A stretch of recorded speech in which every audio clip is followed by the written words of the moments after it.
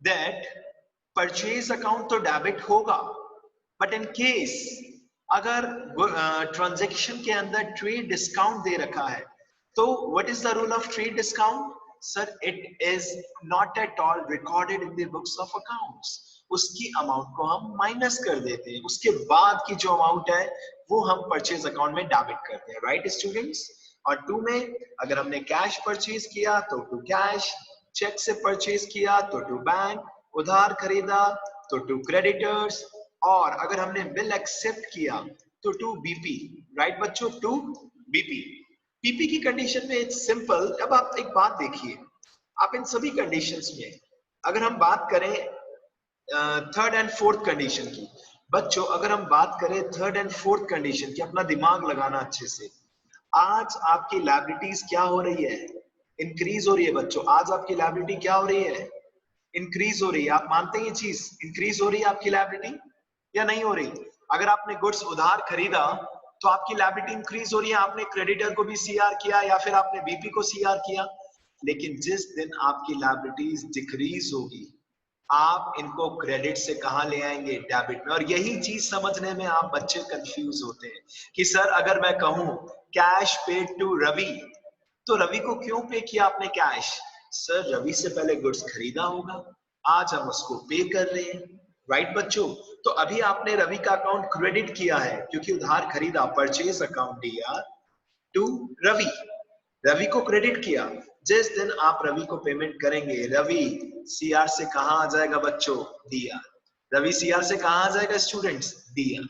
और उस कंडीशन, उस दिन कैश क्या हो जाएगा? सीआर। या चेक से पेमेंट किया तो बैंक क्या हो जाएगा? सीआर। यूज योर माइंड, दिमाग लगाइए। लगा रहे हैं आप सब दिमाग? या फिर आज आपने गुड्स परचेज किया बीपी के साथ, मतलब गुड्स परचेज किया और आपके क्रेडिटर ने आपके ऊपर बिल ड्रॉ किया, आप क्या एंट्री करेंगे बच्चों बताइए? Sir purchase account DR to BP, purchase account DR to BP.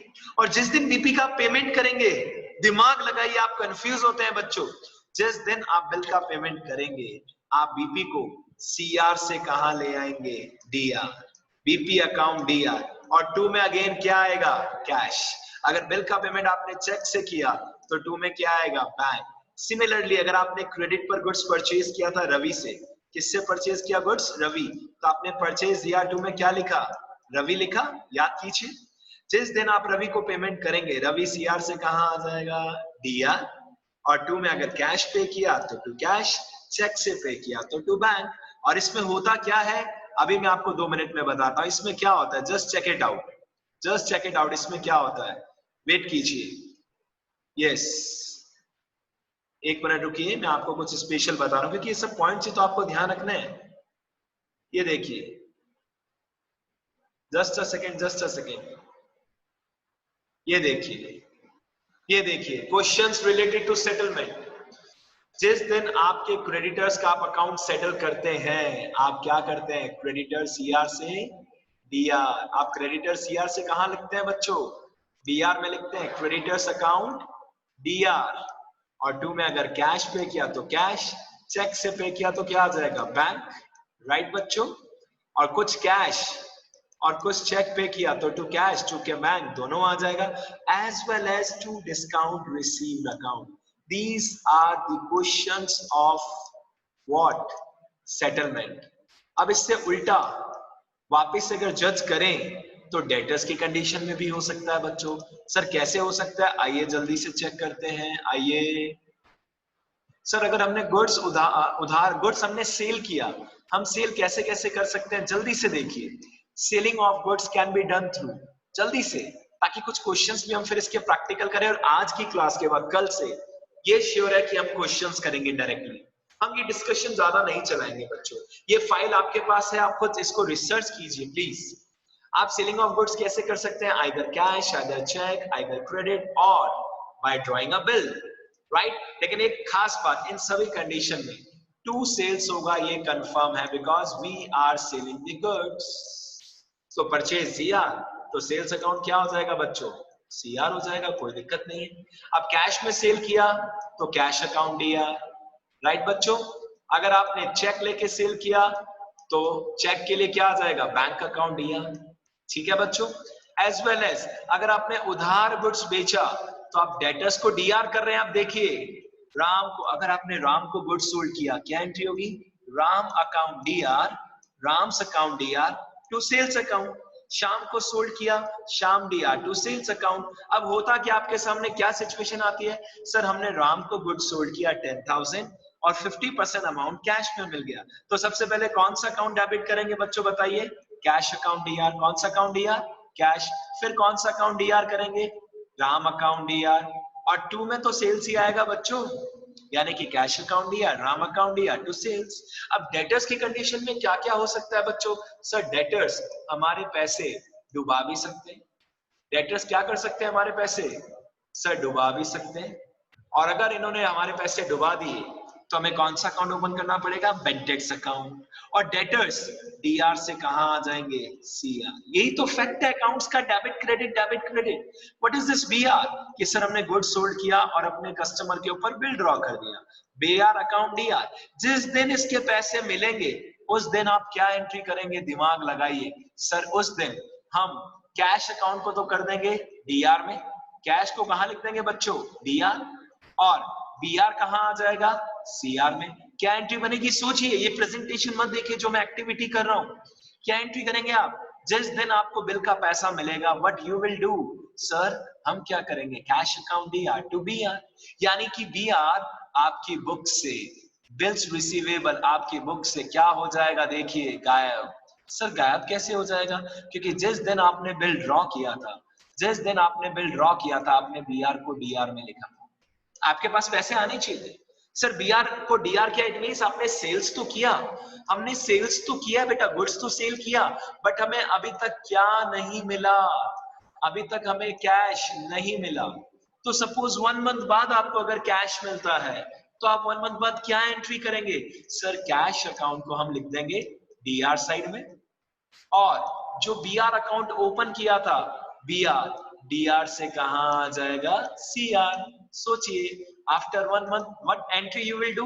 Cash account DR to BR account. नहीं नहीं सर कैश नहीं मिला। सर 1 मंथ बाद हमारे कस्टमर ने हमें चेक से पेमेंट किया, कोई बात नहीं, 1 मंथ बाद आप किसका अकाउंट डीआर कर देंगे?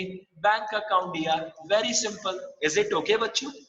मेन आपके दिमाग में रूल्स आने चाहिए, और रूल्स आने के बाद बुक के इलस्ट्रेशंस करेंगे, प्रैक्टिस करेंगे, अपने आप परफेक्शन आ जाएगा। ठीक है बच्चों? परफेक्शन कुछ अगर कम आ रहा है तो क्यों आ रहा है? क्योंकि हम रिटन में प्रैक्टिस नहीं कर रहे। इसके बाद टीडी सीडी, मैंने आपको कई बार बताया कि TD is not at all shown in the books of accounts. ये अपने दिमाग में फिक्स कर लीजिए। राइट? Amount directly deducted. और इसी के अंदर एक बच्चे का डाउट आया था, list price. List price the price which is printed on the product. Catalogue price भी जिसे आप बोलते हैं। Whereas cash discount is 100% shown in the books of accounts. अगर आपने अलाउ किया तो लॉस है डेबिट में आएगा, अगर आपको रिसीव हुआ है तो प्रॉफिट है क्रेडिट में आएगा। आगे चलते हैं, इंपॉर्टेंट पॉइंट्स ये भी हम डिस्कस कर चुके हैं। अगर आपने गुड्स विड्रॉ किया पर्सनल यूज के लिए, drawings account DR to purchases. Purchase हमेशा डेबिट होता है, बट क्रेडिट कब होगा? जब आपके गुड्स में लॉस हो जाए। फर्स्ट कंडीशन पढ़ चुके हैं। फ्री सैंपल वाला भी बताया था कि अगर आपने गुड्स को चैरिटी में, फ्री सैंपल में कहीं पे भी दिया, गुड्स का लॉस हो रहा है, परचेज क्रेडिट। परचेज क्रेडिट तो जो भी है बाकी के टर्म्स है वो कहां आ जाएंगे? चैरिटी है तो चैरिटी डीआर में, फ्री सैंपल है तो फ्री सैंपल डीआर में। एडवर्टीजमेंट में गुड्स बांटा आपने फ्री सैंपल के रूप में, एक ही बात है, free sample oblique advertisement both are same. ठीक है? अगर एडवर्टीजमेंट में आपने गुड्स को डिस्ट्रीब्यूट किया, फोकस करना ध्यान से, राइट? टू में आपने परचेज लिखा। आगे चलते हैं जल्दी से। Goods use and making office से भी मैंने बताया था आपको, ये एक इंपॉर्टेंट डिस्कशन था। आग लग गई, goods loss by fire, to purchases, right बच्चों? फिर आप इंश्योरेंस कंपनी से पैसे मांगेंगे, किस चीज के? क्योंकि टू लॉस बाय फायर हुआ है। फिर इंश्योरेंस कंपनी आपको फाइनल अमाउंट पे करेगी। बैंक डीआर, क्योंकि चेक से पेमेंट करेगी, आपका अकाउंट प्लस हो जाएगा। Then profit and loss account DR, और टू में पैसे किसने दिए हैं? Insurance company. और ये profit and loss account DR करने का एक ही ऑब्जेक्टिव है, वो लॉस जो आपको एक्स्ट्रा हुआ, क्योंकि इंश्योरेंस कंपनी कई बार पूरा पैसा नहीं देती, रिमेनिंग के लिए आप पीएनएल अकाउंट को ओपन करेंगे। स्पेशल लॉसेस या स्पेशल प्रॉफिट्स के लिए we used to open a separate account जिसका नाम क्या है बच्चों? Profit and loss account, right. इसकी सिंगल एंट्री भी मैंने आपको बताई थी कि सपोज 10,000 के गुड्स में आग लग गई, कंफर्म है कि टू परचेज कितना होगा 10,000। सपोज इंश्योरेंस कंपनी ने 90% अमाउंट दिया, तो bank account will be debited with 9,000। अब बताइए, पैसे तो 9,000 मिले, लेकिन गुड्स में लॉस सच में 10,000 का हुआ। 1,000 से स्पेशल अकाउंट ओपन करना पड़ेगा, that is profit and loss account debit. Got it बच्चों? आप चाहें तो एक एंट्री 100% कर सकते हैं, बट आपको दोनों एंट्रीज पता होनी चाहिए। ऑफिशियल रास्ता एबीसी 3 एंट्रीज का है, शॉर्टकट रास्ता नीचे आपके सामने है, मार्क्स किसी से भी नहीं कटेंगे, ठीक है बच्चों। नेक्स्ट पे आते हैं जल्दी से। बैड डेट्स मैंने आपको बताया था, सपोज आपका एक कस्टमर है मिस्टर ए और उससे आप 5,000 मांगते थे। प्लीज फोकस करना ध्यान से, आज सारे की पॉइंट्स अच्छे से दिमाग में फिट कर लीजिए बच्चों, राइट। सपोज आप अपने कस्टमर से, जिसका नाम था राम, मिस्टर ए था, मिस्टर ए, आप उससे 5,000 मांगते थे और उसने आपके पैसे डुबा दिए बिकॉज वो इनसॉल्वेंट डिक्लेयर हो गया। तो जब आपने गुड्स सोल्ड किया था, आपने मिस्टर ए को डेबिट किया होगा, याद कीजिए। आपने एंट्री की होगी mister A D R to sales. आपने एंट्री क्या की होगी बच्चों? Mister A D R to sales. आज मिस्टर ए से जब पैसे लेने का टाइम आया, मिस्टर ए ने कहा सॉरी, कुछ भी कर लो, मेरे पास पैसे नहीं है। तो हमने कहा कुछ भी क्या करें, हमारे तो पैसे डूब गए। तो हमने एक अकाउंट ओपन किया जिसका नाम क्या है? Bad debts account DR, because it is our loss. Bad debts account DR, how much rupees? 5,000 rupees बच्चों। Bad debts account DR कितना रुपीस बच्चों? 5,000, राइट। और 2 में किसका नाम लिखा बच्चों हमने? 2 में सर हमने नाम लिखा मिस्टर ए। सोचिए, दिमाग लगाइए, जब हमने मिस्टर ए को गुड सोल्ड किया था, मिस्टर ए को क्या किया था बच्चों? डेबिट। आज हम मिस्टर ए को क्या कर रहे हैं बच्चों? क्रेडिट। अब मेरा आपसे क्वेश्चन है, जल्दी से आंसर देखते हैं। सबसे पहले कौन रेज हैंड करता है? सेम सिचुएशन है, मिस्टर ए से हम 5,000 रुपीज मांगते थे। हाउ मच रुपीज बच्चों? 5,000, गॉट इट। और वो इंस्टॉलमेंट हो गया। वो क्या हो गया? इंस्टॉलमेंट। और उसने हमें 60% अमाउंट दे दिया, या यूं कहूं 60 पैसा इन अ रुपी दे दिया। 60 पैसा इन अ रुपी बोलूं या 60% अमाउंट बोलूं, बात एक ही है। क्या एंट्री होगी? जल्दी से रेज हैंड के थ्रू बताएं मुझे। Yes, who is going to explain a very easy point? Yes, fast fast. Mister A हमारा कस्टमर था जिससे हम 5,000 मांगते थे, वो इंसॉल्वेंट हो गया and we have received 60% amount from him. मैं श्योर हूं कि आप सभी ने ऐसा ही आंसर सोचा होगा। देखिए, जितना भी कैश आ रहा है, पैसे जब भी आते हैं, हम कैश को क्या करते हैं? ऑफ कोर्स डीआर करते हैं ना बच्चों। 3,000 हमें मिल रहा है, बिल्कुल करेक्ट। और 2,000 हमारा डूब रहा है, for which will open bad debts account. और 2 में किसका नाम लिखेंगे? ऑफ कोर्स मिस्टर ए, क्योंकि पहले आपने मिस्टर ए को क्या किया था? सोचिए, डेबिट। अब मिस्टर ए कहां से कहां आ रहे हैं? डेबिट से क्रेडिट। मिस्टर ए पहले डीआर थे, अब मिस्टर ए सीआर हो गए। मिस्टर ए का राम नाम समझ जाइए, मिस्टर ए का अकाउंट कैंसिल हो गया बच्चों। मिस्टर ए का अकाउंट कैंसिल हो गया। अब मेरा एक छोटा सा क्वेश्चन है, suppose after 3 months mister A ने हमें 800 रुपीज दे दिए।